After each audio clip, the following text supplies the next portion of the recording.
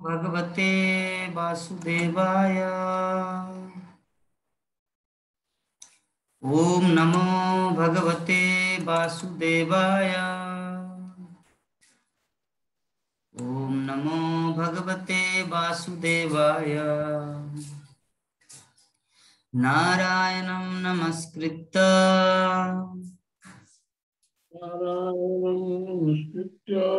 नरं चैव नरोत्तमं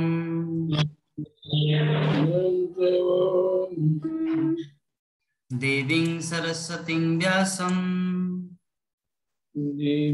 सरस्वतीं व्यासं ततो जयमुदीरयेत्। ततो जयमुदीरयेत्। नष्टप्रायेषु अभद्रेषु नष्टप्रायेषु अभद्रेषु नित्यं भागवत सेवया नित्यं भागवत सेवया भगवती उत्तम श्लोके भगवते उत्तमश्लोके भगवती नष्टिकी। भक्तिर्भवति नैष्ठिकी। श्रीमद् भागवतम प्रथम स्कंद पंचम अध्याय श्लोक संख्या 12। First canto chapter 5 text 12। निष्कर्ममच्युत भाववर्जितम् नैष्कर्म्याच्युतं भाववर्जितम् न शोभते ज्ञानमलं निरञ्जनम् न शोभते ज्ञानमलं निरञ्जनम्। उत पुनः सत्सदभद्रमीश्वरे उत पुनः शाश्वता भद्रमीश्वरे न चार्पितं कर्म जदपकारणम् न चार्पितं कर्म यदप्यकारणम्।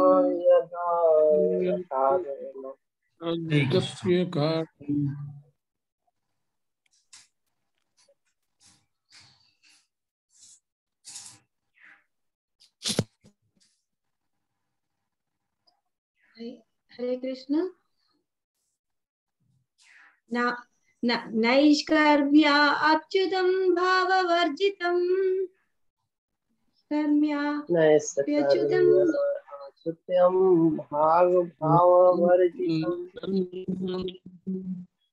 न शोभते ज्ञानमलं निरञ्जनम्।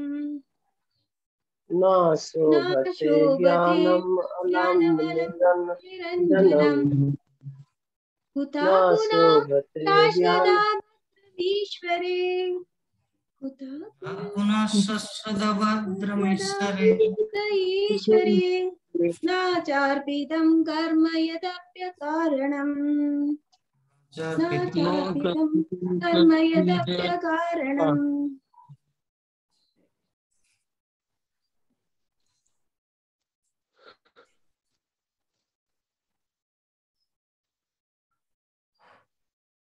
हरे कृष्ण प्रभु।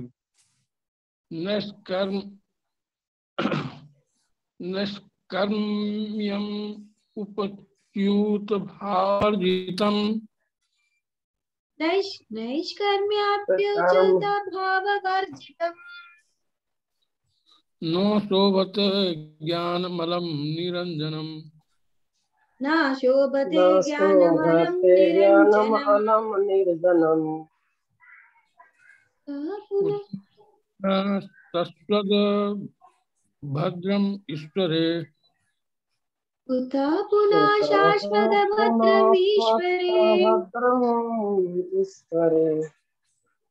न चार्पितं कर्म यद्यप्यकारणम्। न चार्पितं कर्म यदप्यकारणम्। हरे कृष्ण।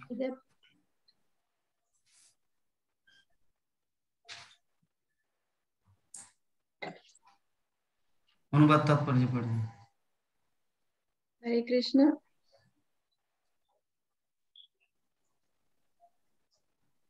हरे कृष्ण। आत्म साक्षात्कार का ज्ञान समस्त भौतिक आसक्ति से रहित होने पर भी शोभा नहीं देता।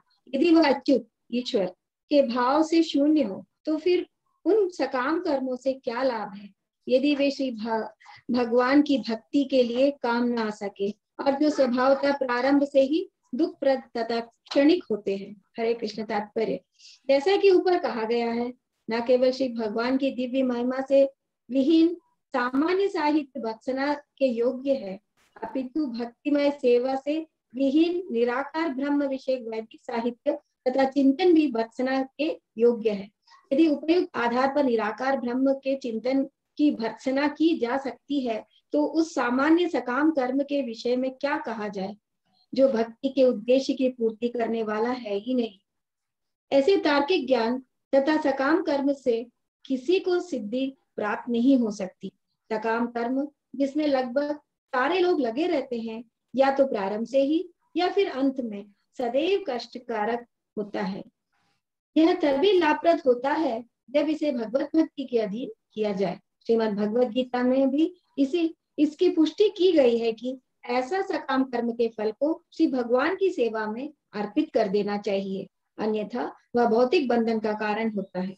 सकाम कर्म के प्रामाणिक भोक्ता श्री भगवान है और इसलिए जब इसे जीव की इंद्र तृप्ति में लगाया जाता है तो यह भयंकर कष्ट का कारण बन जाता है। हरे कृष्ण। हरे कृष्ण। तो इस प्रकार हम लोग देख रहे हैं कि श्रीमद् भागवतम का जो श्लोक है, श्लोक संख्या 12, इसमें श्रील प्रभुपाद बहुत ही सुंदर ढंग से तात्पर्य में बताए और शुद्ध गोस्वामी नारद मुनि यहाँ पर व्यासदेव को बता रहे हैं कि आत्म साक्षात्कार का जो ज्ञान है, समस्त भौतिक आसक्ति से रहित होने पर भी शोभा नहीं देता यदि वो भगवान अच्युत के ईश्वर के भाव से शून्य हो। तो फिर उन सकाम कर्मों से क्या लाभ है यदि वो भगवान की भक्ति के लिए काम ना आ सके, तो स्वभावतः प्रारंभ से ही दुख प्रदता क्षणिक हो। तो नारद मुनि यद्यपि पहले दिन में बताए कुछ तथ्य कथा, लेकिन फिर भी और ज्यादा से ज्यादा डिस्क्रिप्शन में आ रहा है, ज्यादा से ज्यादा वर्णन कर रहे ताकि व्यासदेव को पूरी तरह से समझ में आए। तो चलिए हम लोग 2 दिन कल और परसों के क्लास का ओवरव्यू नहीं लिए थे, तो थोड़ा सा उनका जानकारी ले लेते हैं। और आज कौन कौन क्लास सुने? सुबह का 8 बजे का क्लास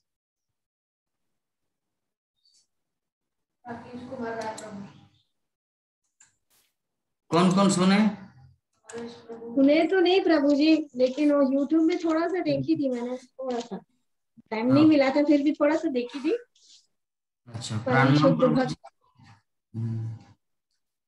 परमान प्रभु जी पूरा देखे ना? हाँ ठीक है। नंद किशोरी माता जी? प्रभु जी हम थोड़ा सा सुने, ये आत्मा परमात्मा वाला जहाँ आप कह रहे थे, बोल रहे थे, वहीं से लास्ट तक सुने। आत्मा परमात्मा कब का क्लास की बात कर रहे हैं? आज करीब 8:30 बजे थोड़ा सा सुने। तो पूरा क्यों नहीं सुने? हम बोले थे ना भक्तों को कि 8 बजे से लाइव चालू होता है। प्रभु जी थोड़ा हमको दिमाग से निकल गया। अच्छा ठीक है, कोई बात नहीं। और गीता माता जी थोड़ा सा श्रवण किए, बहुत काम था ना घर में। हरे कृष्ण प्रभु जी, हमको 6 बजे वाला याद नहीं आया, तो हम सोचे कि 8। गीता माता जी का बहुत काम था ना आज। नहीं, बहुत काम नहीं था, फिर भी मैं मतलब आपका देखी ना तो मुझे मिला नहीं। इसमें लाइव करके लिखी तो उसमें वो आ रहा था, भजन आ रहा था, तो मुझे लगा कि यार शायद मैं गलत तो नहीं कर रही हूँ, उसमें नहीं दिखा मुझे। उसके बाद फिर आपने जो उसमें डाले ना वो मैं सुनी थी। तो लिंक तो भेज दिया था ग्रुप में। हाँ नहीं लिंक, अच्छा लिंक भेजे थे क्या? मैं ध्यान नहीं दी। ध्यान नहीं तो ग्रुप को देखना चाहिए ना, कि ग्रुप में हम क्लास के दौरान ही लिंक को भेजे। आप लोगों के लिए मैं कितना कष्ट किया। वहां पे लैपटॉप चल रहा था, हम आप लोगों के लिए शेयर किए और ध्यान ही नहीं दिए। धन्यवाद। यूट्यूब में सुन ली थी, जब काम होने के बाद सुन ली थी।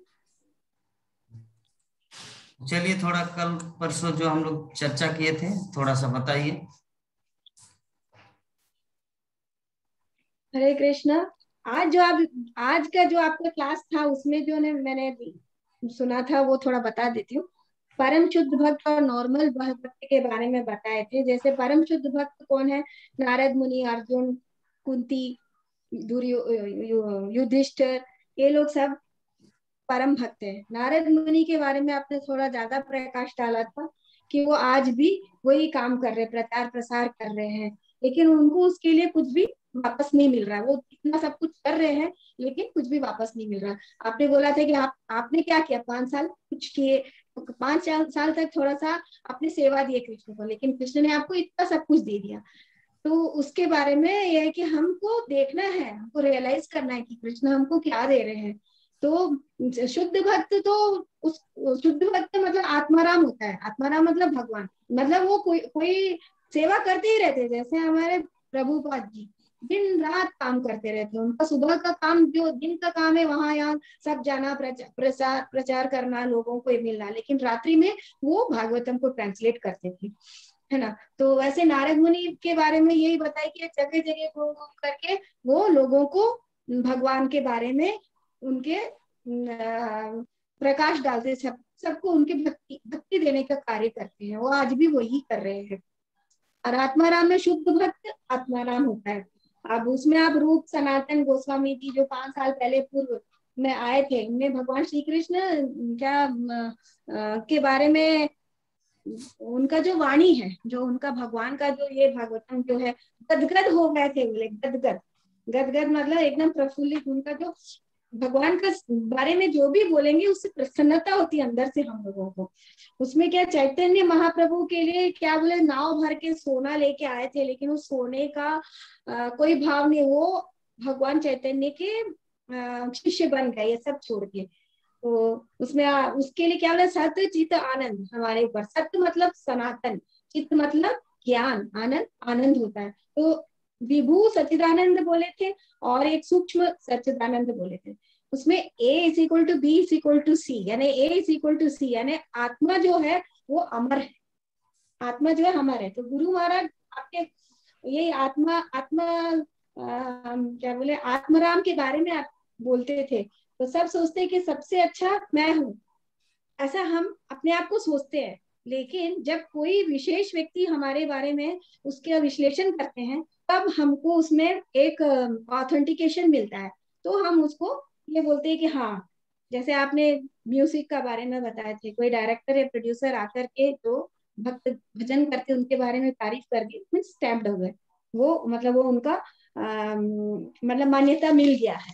तो कृष्ण आए उनको भेंट दे सके। जैसे भगवान के लिए हम सोचते हैं कि हम भगवान के लिए कुछ करें, भगवान को भेंट दे सके, तो हमारा मानसिक कल्पना रहता है। तो भगवान स्वीकारते हैं। आपने बोले भगवान स्वीकारते हैं, कैसे स्वीकारते हैं, वो अपने को अनुभव करना, शुद्ध भक्त ही उसको समझ सकते हैं। उनका भेंट जो है वो स्वीकार करके भगवान ने। तो उसमें भी आपने बहुत सारे दिए थे। आप एग्जाम्पल में बोलना के लिए बोले, हमको सोचना है कि देश काल पात्र भगवान और हमारा जो रिश्ता है वो पिता और पुत्र के जैसा है। तो वासुदेव और देवकी का बताए थे। वासुदेव और देवकी जब कृष्ण पैदा हुए थे तो उनके पूरे शरीर में पूरे चेन लगे थे, बंधा हुआ था। तो वो अपने आप निकल गए। और वो उसमें उनको, जैसे वो अच्छे रहते, तो जैसे पुत्र पैदा होता है तो पंडितों को कुछ दान दक्षिणा देना पड़ता है। तो अपने मन में ही मान लिया कि मैंने इतना 100 गाय दे दिया ना, ये ऐसा करके। फिर तिरुपति बालाजी के मंदिर में कोई गया था, 100 रुपया दिया था, ये प्रण किया था, बोले कि हमको बच्चा होगा तो हम आएंगे। तो वो बच्चा शायद उसमें गिर गया। वो जो उसमें तो मतलब भगवान ले लेता है। मतलब यही है कि तात्पर्य यह है कि हम भगवान को कुछ भी करेंगे, भगवान उससे भी ज्यादा बढ़कर हमको दे देते हैं। और क्या है, और कल की इसमें आपने क्या पढ़ा था, बहुत बड़ा सा था। उसमें ये थे भाई भाई में लड़ाई, पिता ही नहीं रहेगा तो घर में, सेंटर पॉइंट को बताए थे जैसे चीन और है ना, या आपने भारत और चीन का बताए थे। भारत और चीन पहले सब लोग एक थे ब्रह्मांड में, उसमें उनमें भगवान का ये भगवान एक था, कृष्ण एक था, उसके बाद सब अलग अलग हो गए। अलग हो गए तो जिसका बाप ही नहीं है घर में, जैसे एक पुत्र के पांच बेटे हैं, उसमें तीसरा और पांचवा ने लड़ाई किया, तो लड़ाई की है तो क्या उन लोग बोले अब मैं तुम्हारे घर नहीं आऊंगा, तो घर किसका है? घर तो उनके पिता का है। जिस प्रकार कृष्ण का है घर, तो जब तक हमारे कृष्ण को हम सेंटर पॉइंट नहीं बनाएंगे तो हमारे घर में कला होगा। और बोले हम जो भी करते हैं आचरण और उच्चारण, जैसे आप जूम क्लास ले रहे हो तो आप में वो आचरण भी है, उच्चारण है, इसलिए हमारा जो ये जूम क्लास है वो पवित्र है, जो भी है शुद्ध भक्त है। और बोले गद्य और पद्य भले ही सही नहीं है, त्रुटियां होगी, लेकिन जो वो विशेष लोग बोलेंगे तो वो प्रामाणिक हो जाता है। तो परमेश्वर के पवित्र नाम तथा यश से दूषित वातावरण जो है हमारे आसपास में वो सब बदल जाता है। और पड़ोसी और आग लगने का बताया था, पड़ोस में अगर कोई रशियन रहता है या जापानीज रहता है या कोई भी जो हमारे भाषा का नहीं है, लेकिन भाषा ना जानने के कारण भी भाव से वो लोग उनका मदद करते हैं। तो भागवतम एक ऐसा माध्यम है कि हमको जहाँ कला होता है, जहाँ क्यों होता है कला, क्योंकि भगवान के बारे में लोग जानते नहीं है। भागवतम पढ़ने से क्या होता है, भागवतम का प्रभाव से आसपास का वातावरण जो है, जो प्रदूषित है, वो पवित्र हो जाता है। घर में भी ऐसा है कि हम भागवतम पढ़ेंगे तो भगवान अपने जो घर का जो वातावरण है वो भी पवित्र हो जाता है, भले कितना भी दूषित हो। उसी प्रकार अपने राष्ट्र में भी इतनी लड़ाइयां क्यों होती है, क्योंकि लोग भौतिकता के ऊपर भागते हैं। लोगों को दुनिया में क्या चल रहा है, वहां क्या चल रहा है, यहाँ दुनिया भर की बातें होते रहते हैं। जैसे आपने उसमें कौवा और हंस का बताए थे परसों के इसमें, कौवे को कौन सा जगह पसंद है जहाँ पे करकट रहता है, लेकिन हंस कहाँ रहता है? पवित्र शीतल आनंद जल में विहार करना चाहता है। तो उससे पता चल जाता है कि एक व्यक्ति विशेष का क्या है, उनका स्वभाव बताना नहीं पड़ता। कि एक व्यक्ति अगर क्या बोले थे, शराब के दुकान में बैठा हो या फिर वेश्यालय में बैठा हो और जहाँ गंदी चीजें होती है वहां से बैठा हो, और एक बैठा है भागवत सुनने के लिए, तो उस व्यक्ति विशेष के लिए हमको ये कहना नहीं पड़ता है कि इस व्यक्ति का स्वभाव क्या है, उसमें अपने आप उसमें पता चल जाता है। तो ये सब जो है भाव भगवान के प्रति और स्वभाव आचरण जो हम करेंगे वो ये सब आता है भागवतम पढ़ने से। तात्पर्य यह है कि हमको नित्य भागवतम पढ़ते रहना है। अगर नहीं पढ़ेंगे थोड़े दिन के बाद फिर हमारे मन से वो भी उतर जाएगा, अपन भी भौतिकता में मिल जाएंगे। इसलिए हम लोगों को जूम क्लास इतना अच्छा है कि कम से कम भागवतम पढ़ने का, और प्रभु जी मुझे ये देते, मैं धन्यवाद देती हूँ, मुझे पढ़ने का अवसर दिए, जिसके कारण मेरी जो उच्चारण शक्ति भी बहुत अच्छी हो गई। मैं जब यूट्यूब में सुनती हूँ तो मुझे लगता है कि मैं इतना अच्छा पढ़ ली, तो ये सब का श्रेय प्रभु जी को जाता है कि मेरा भी भागवतम पढ़ने के कारण मुझे इतना भी शुद्धता आई है। तो ये बिल्कुल साक्षात प्रमाण है इसमें। पहले मैं जैसा बोलती थी और अब मैं जैसा बोलती मैं काफी परिवर्तन आया। तो ये सब भागवतम के माध्यम से आता है। हरे कृष्ण। बहुत सुंदर, हरे कृष्ण। बहुत सुंदर माता जी। प्रभु जी। हाँ, हरे कृष्णा। बहुत सुंदर श्रीमद् भागवतम एवं उनके महान भक्तों की श्रील प्रभुपाद, रघुनाथ दास गोस्वामी, रूप गोस्वामी, नारद मुनि, उद्धव। हरे कृष्णा कृष्णा कृष्णा हरे हरे, हरे राम हरे कृष्णा।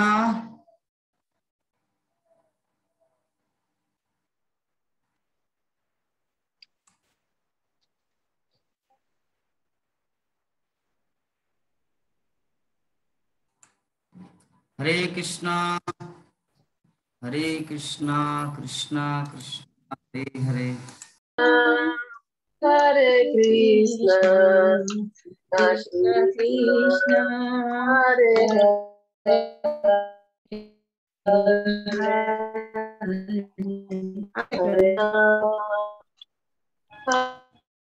राम राम हरे हरे कृष्ण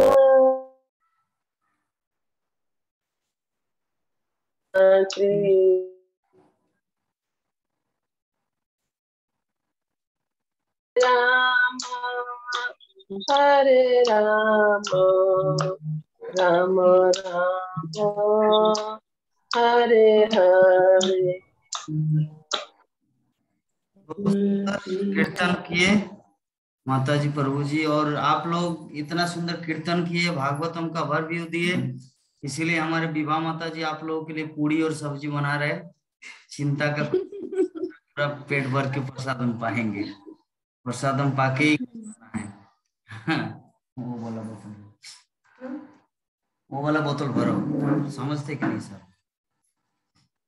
तो चिंता नहीं, सब्जी भी अच्छा है, साथ में मीठा भी है, मिष्टी का भी बंदोबस्त किए हैं माता जी। पूरी बूंदिया सब्जी खाएंगे पेट भर के, महाप्रसादम।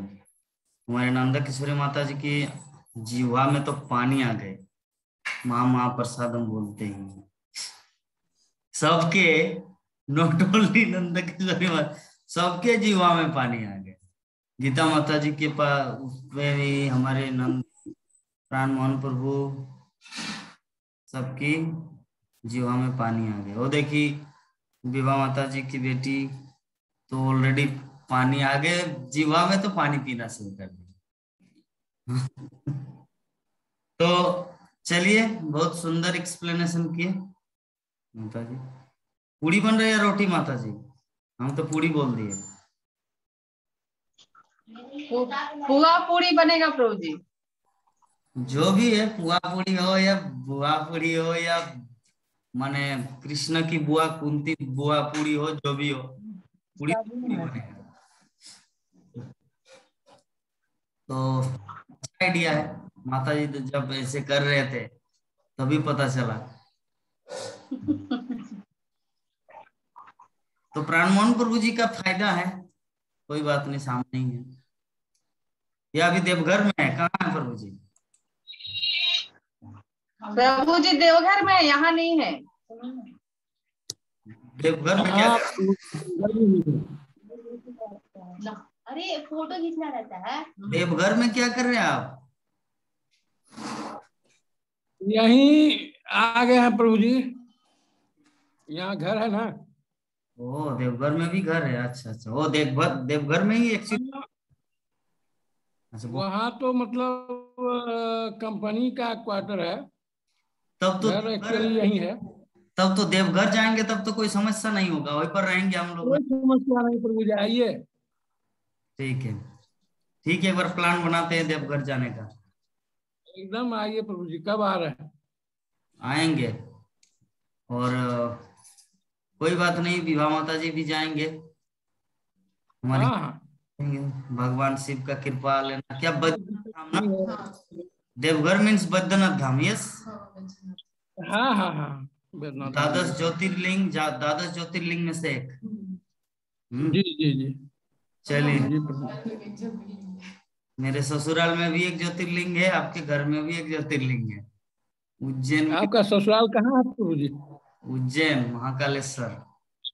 अच्छा अच्छा, महाकालेश्वर, ठीक ठीक। महाकालेश्वर है के, आपके घर में एक ज्योतिर्लिंग है। तो चलिए, हम सब विवाह तक एक बार प्लान करेंगे।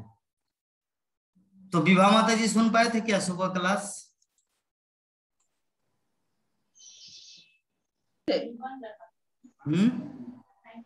थोड़ा सुने थे।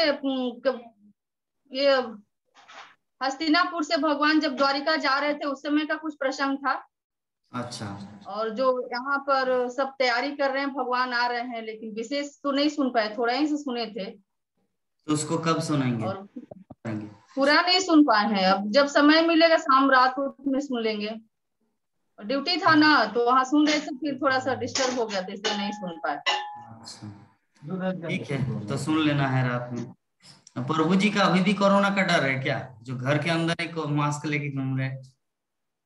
नहीं, बाहर जा रहे हैं ट्यूशन छोड़ने बच्चे लोग को। ओ अच्छा अच्छा, ठीक है, इसलिए। बहुत सुंदर। तो आज का हमारा श्लोक 12 नंबर श्लोक, यहाँ पे नारद मुनि बता रहे हैं कि अगर कोई ज्ञान, अगर कोई ग्रंथ, अगर कि कृष्ण अच्युत ईश्वर के भाव से शून्य हो तो वो व्यर्थ है। तो जब ज्ञान ग्रंथ ही अगर व्यर्थ हो, अगर भगवान कनेक्टेड ना हो, तो सकाम कर्मों से क्या लाभ। सकाम कर्म का मतलब हम लोग जानते हैं क्या? सकाम कर्म मतलब कुछ पाने की इच्छा। चलो श्रावण महीना 1 महीना व्रत रखेंगे, भगवान मुझे पुण्य फल देंगे, उसके फलस्वरूप में स्वर्ग में जाके एंजॉय करूंगा, मतलब आनंद लूंगा। या और भी विभिन्न कि मेरे घर में ये सब हो जाए, पुत्र की प्राप्ति हो, पुत्रष्टि यज्ञ करना, तो ये सब क्या सकाम कर्मों में आता है। तो श्रील प्रभुपाद तात्पर्य में हम सबको समझाए कि न केवल भगवान की दिव्य महिमा से विहीन सामान्य साहित्य की भर्त्सना योग्य, अपितु भक्तिमय सेवा से विहीन निराकार ब्रह्म विषयक वैदिक साहित्य तथा चिंतन भी भर्त्सना के योग्य है। यदि उपयुक्त आधार पर निराकार ब्रह्म के चिंतन की बात की जा सकती है, तो उस सामान्य सकाम कर्म के विषय में क्या कहा जाए जो भक्ति के उद्देश्य की पूर्ति करने वाला है ही नहीं। भक्ति मतलब तो हम लोग समझ ही गए। 5 दिन का जो नारद भक्ति सेमिनार में आप सबको आइडिया हो चुका है भक्ति एक्चुअली होता क्या है। भक्ति में अपना इच्छा का कोई स्थान नहीं।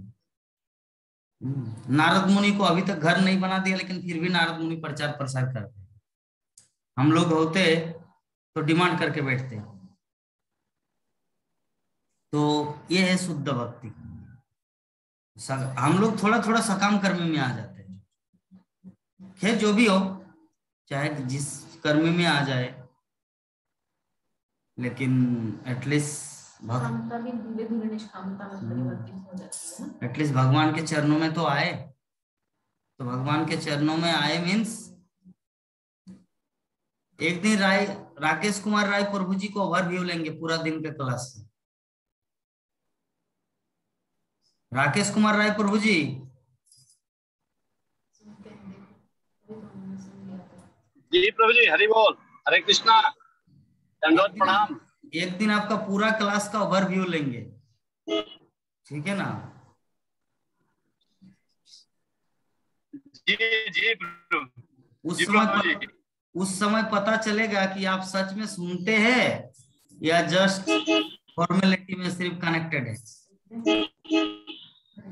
राकेश कुमार राय बोला इसलिए सुने, अपना बस रांची राय प्रभु जी, रांची में निकले हैं। अरे बोल। हाँ जी प्रभु, ठीक है, घूमिए। रांची आए हैं। ठीक है इतना सब प्रभु जी निकले। नेटवर्क जी प्रभु जी।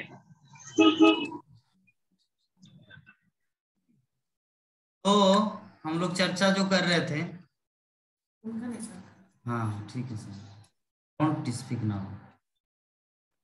हम लोग जो चर्चा कर रहे थे कि हरि बोल, हरि बोल जी।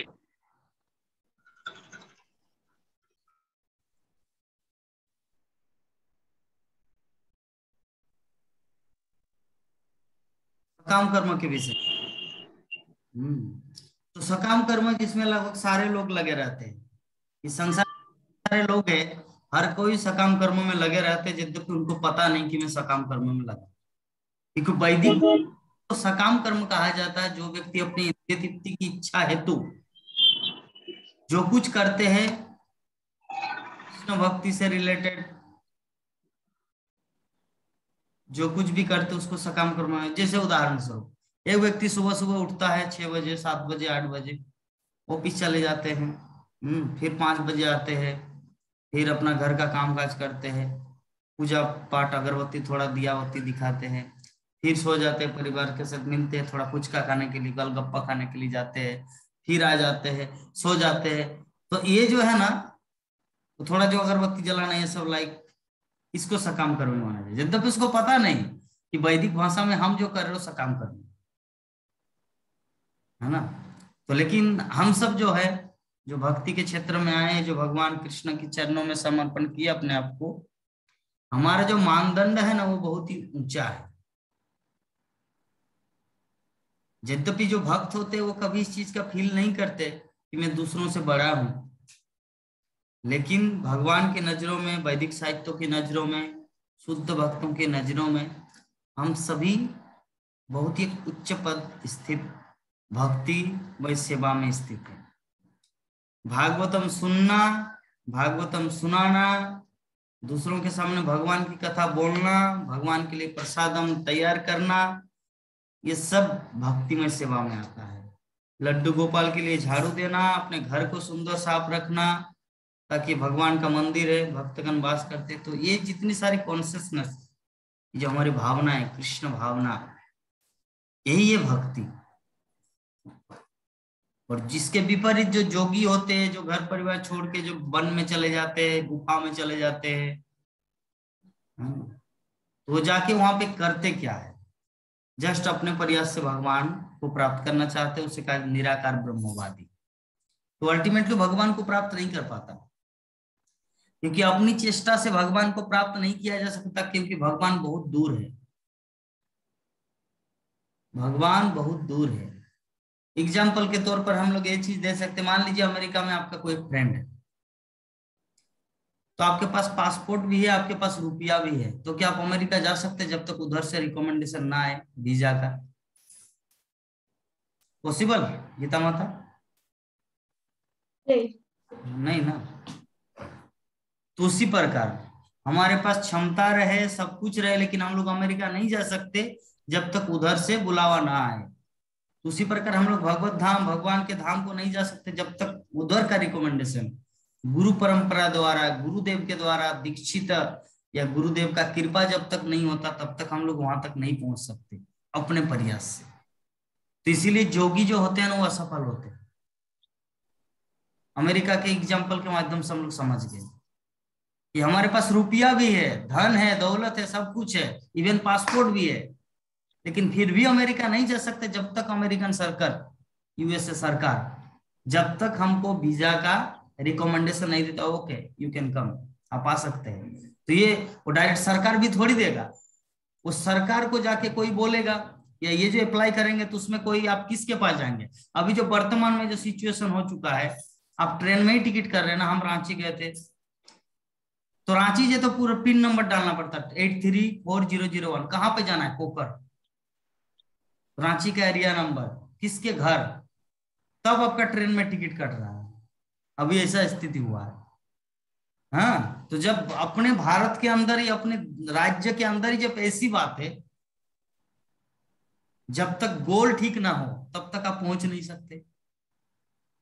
जब रांची से मायापुर आए तो मुझे अपना घर का एड्रेस देना पड़ा, 741313, जो मायापुर का पिन कोड है, इसको देना पड़ा। तब वहां पे रेलवे कंपनी IRCTC टिकट को कंफर्म की।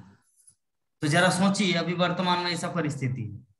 तो साधारण एक राज्य से दूसरे राज्य, बंगाल से झारखंड, झारखंड से बंगाल में अगर ऐसी बात है, तो अमेरिका दूसरे देश के लिए तो इससे भी कड़ा नियम होना चाहिए, और होता है, और है ही, है ना। तो उस भगवत धाम जो ये तो अमेरिका तो 2 दिन में पहुंचा जा सकता है, भगवत धाम कितना दूर है, तो वहां के हम लोग अपने प्रयास से जा सकते हैं? पॉसिबल का मतलब नहीं ना। तो उसी प्रकार कोई घर बार के जोगी बने, गुफा में रहे और करोड़ों वर्षों तक तपस्या करे भगवान को प्राप्त करने का, ये संभव ही नहीं है ना। क्योंकि हर चीज का रूल होता है, नियम होता है। तो 2 उदाहरण के माध्यम से हम लोग समझ गए, ट्रेन और अमेरिका का वीजा, ट्रेन टिकट और अमेरिका का वीजा, कि हम लोग वहां डेस्टिनेशन नहीं पहुंच सकते जब तक उधर से कोई रिकमेंड ना आए, कंफर्मेशन ना आए। तो यही बात है। तो आगे श्रील प्रभुपाद बता रहे कि सकाम कर्म जिसमें लगभग सारे लोग लगे रहे, या तो प्रारंभ में ही या फिर अंत में सदैव कष्टकारक होता है। यह तभी लाभप्रद हो सकता है जब इसे भगवत भक्ति के अधीन किया जाए। भगवत गीता में भी इसकी पुष्टि की गई है कि ऐसे सकाम कर्मों के फल को भगवान की सेवा में अर्पित कर देना चाहिए, अन्यथा वो भौतिक बंधन का कारण होता है। सकाम कर्म मतलब हम लोग समझ गए, जो कुछ व्यक्ति नौकरी करता है, कोई जॉब करता है, कोई बिजनेस करता है, तो जब तक वो व्यक्ति कष्ट ही पाता है, अंत में कष्ट ही पाएगा। कुछ देर पहले हम फेसबुक में एक क्लिप्स देखा, वो क्लिप्स 5 मिनट का था। उसमें ये मुख्यमंत्री का बेटा एक लड़की को बर्बाद कर दिए, मतलब बलात्कार किए। उसको अभी जो इंस्पेक्टर है उसको जेल में लाया। जेल में लाने के बाद अभी इंस्पेक्टर उसको पूरा पीटा, बहुत पीटा। पीटने के बाद पीटते पीटते पीटते पीटते पीटते पीटते मुख्यमंत्री का फोन आया और उनको आके गाली देने लगा इंस्पेक्टर को। आप जानते हैं किसका लड़का है? मेरा लड़का है, और तुम इसे इतना मारते हो? बोले कि ये सबसे बड़ा गंदा कार्य किए है। बोले तो क्या हुआ, मुख्यमंत्री का लड़का है ना। उसके बाद क्या हुआ, मुख्यमंत्री का लड़का है तो उसको जेना के ना प्रकार है ना, वकील लाया और वकील उससे छुड़ा के ले गए, हाँ, मुख्यमंत्री के लड़के को। इसके बाद क्या किया, ये जो इंस्पेक्टर था, इंस्पेक्टर को जो हायर अथॉरिटी, वो इनको सस्पेंड कर दिया। तो अभी ये सस्पेंड जो हुआ पुलिस इंस्पेक्टर, ये सोच रहे अभी मुझे क्या करना चाहिए। वो तो एक लड़की की जीवन ली, डॉक्टर में उसको मतलब हॉस्पिटल में उसको खून कर दिया। तो अभी क्या किया जाए, मुझे भी तो सस्पेंडेशन मिला, मतलब मैं तो सरकार द्वारा तिरस्कृत हूं, और उसको भी छुड़ा के ले गया और आजाद पंछी की तरह घूम रहा है। तब क्या किया इंस्पेक्टर, ये तो अब इंस्पेक्टर नहीं क्योंकि सरकार उसको ये किया, इस्तीफा दिया है, तो अभी जाके उस जो मुख्यमंत्री का लड़का को मार दिया। क्यों मारा? क्योंकि ये बहुत सारे लड़कियों को ऐसे किए थे। तो अभी जरा सोचिए, मुख्यमंत्री के पास कितना सारा धन था, कितना सारा धन है, लेकिन फिर भी क्या हुआ, अंत में कष्ट का कारण बना। श्रील प्रभुपाद यहाँ पर यही चीज बता रहे हैं कि सकाम कर्म जिसमें लगभग सारे लोग लगे रहते हैं, या तो प्रारंभ में ही या फिर अंत में सदैव कष्टकारक होता है। हाँ, ये तभी लाभप्रद हो सकता है जब इसे भगवत भक्ति के अधीन किया जाए। तो अगर वो मुख्यमंत्री अगर कानून की बात को मानते और अपने पुत्र को दंडित करते कानून के हाथ में ही, तो उसका मृत्यु मतलब वो मरा मुंह नहीं देख पाते अपने बेटे को। लेकिन क्यों ऐसा हुआ? क्योंकि कानून के हाथ में दिया नहीं। उसी प्रकार यहाँ पे श्रील प्रभुपाद तात्पर्य में बता रहे कि सकाम कर्म जो हम लोग लगे रहते हैं, ये तब तक आनंदित नहीं करेगा जब तक भगवान की भक्ति में, भगवत भक्ति में संयुक्त न किया जाए। उसके पास करोड़ों की संपत्ति था मुख्यमंत्री का, बट क्या हुआ, यही होता है सदैव कष्टकार। अगर कोई भी चीज अगर भगवान की भक्ति में न लगाया जाए तो